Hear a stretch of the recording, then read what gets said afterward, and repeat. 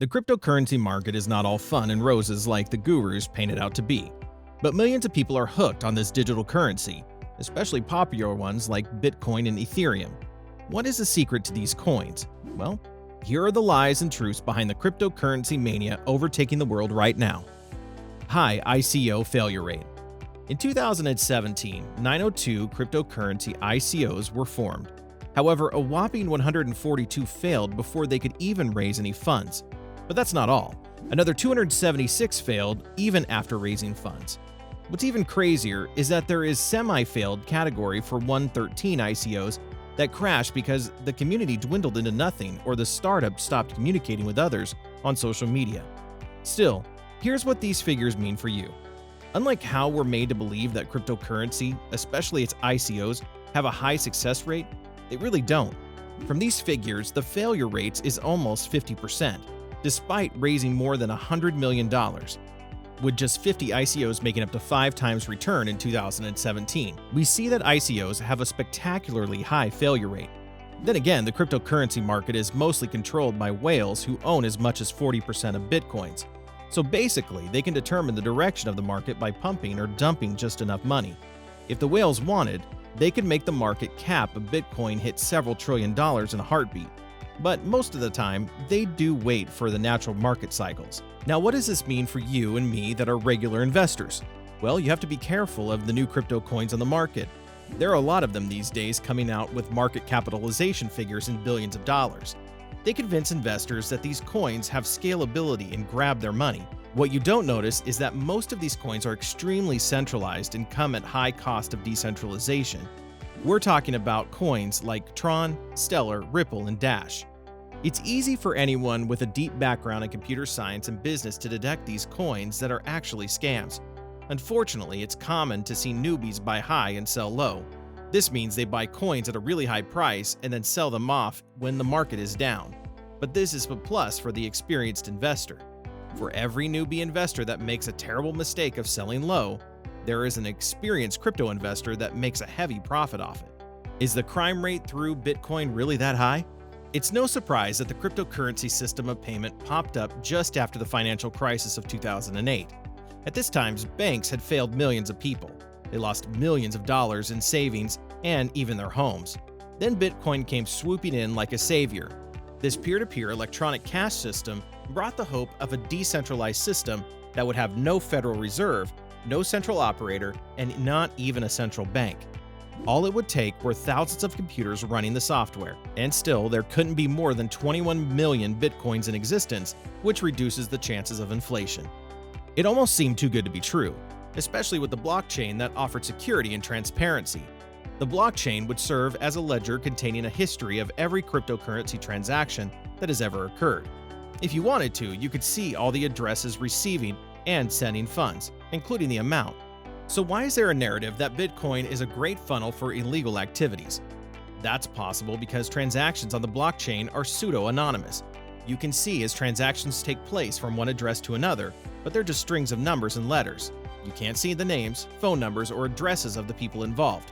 Of course, the cryptocurrency exchanges can see this information because a lot of them ask users for an email address and a piece of government ID as means of identification.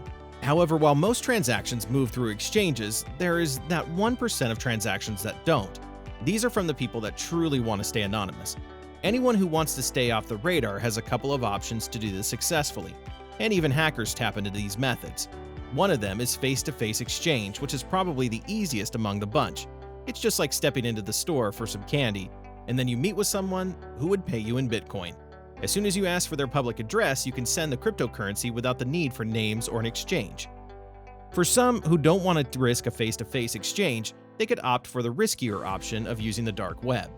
This is usually through a washing service, which pretty much works like a digital washing machine. So what is the washing or mixing service all about? Well, imagine that someone had crypto that had been involved in some illegal activity or possibly stolen from an exchange during a hacking phase. Someone wanted to get rid of this without any trace will send the coin to a washing wallet address. In that address, there will be several clean coins that have never been used for any criminal activity. So both the legal and illegal coins would mix together in the same wallet until everything becomes clean. Then there are those who are fully aware that markets on the dark web are closely watched by intelligence agencies, and they could risk getting caught easily, so they opt out for a privacy-driven cryptocurrency that completely eliminates any need for personal information. A good example of this is Monero, which allows users to obscure all their transactions. What they do is include mix-ins, which are chaff coins or better yet decoy coins, so if you wanted to send someone one Monero, the system would include about 10 decoy coins with it. Anyone that wanted to check out that transaction on the blockchain will see multiple addresses, making it difficult to figure out which one the real address is and the ones that are fakes. They would only see 11 addresses that funds were sent from and a random amount of cryptocurrency. While these are various methods that criminal organizations have been using to carry out illegal cryptocurrency transactions, including stealing from others, you'll be shocked to discover that most of the transactions on the blockchain are not criminally inclined. Yes, more than $670 million were stolen from crypto hacks in 2018. But there are even more interesting statistics. Criminal activity in 2019 was only 2.1% of all cryptocurrency transactions for the year. This is equal to about $21 billion worth of transactions. It fell even lower in 2020, where we saw the criminal share of cryptocurrency activities taking up less than 0.05% of transactions for the entire year. While the equivalent, which is $10 billion in transaction volume, may seem high, the UN estimates that as much as 5% of the global GDP of about $4 trillion annually is closely tied to illicit activities and money laundering. Simply put, the criminal activities carried out with cryptocurrency transactions are way smaller than what is being done with fiat currency. So, what if the dark side of cryptocurrency in this scenario is not that it's really easy to use it for criminal activities, but that there is a false narrative being spread about this means of exchange before people can actually do their own due diligence? Bad for the environment. Here is the dark truth about cryptocurrency that might actually be true. The surge in the use of Bitcoin could only get worse for the environment. As we mentioned earlier, cryptocurrency is powered by a network of computers. But here's the bad side of this. The emissions from these computers rivals that of major fossil fuel users. As there is a spike in the price of Bitcoin, so is there a rise in the percentage of global energy consumption. We witnessed how Bitcoin skyrocketed during the height of the pandemic, and how this meant greater energy use as well.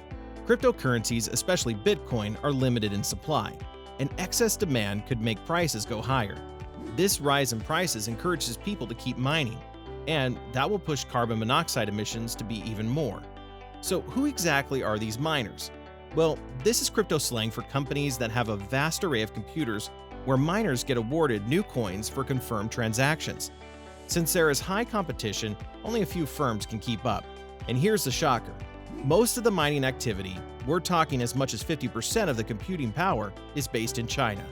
However, most crypto fans are insisting that Bitcoin's energy use is negligible and doesn't have a terrible carbon footprint compared to factories and cars.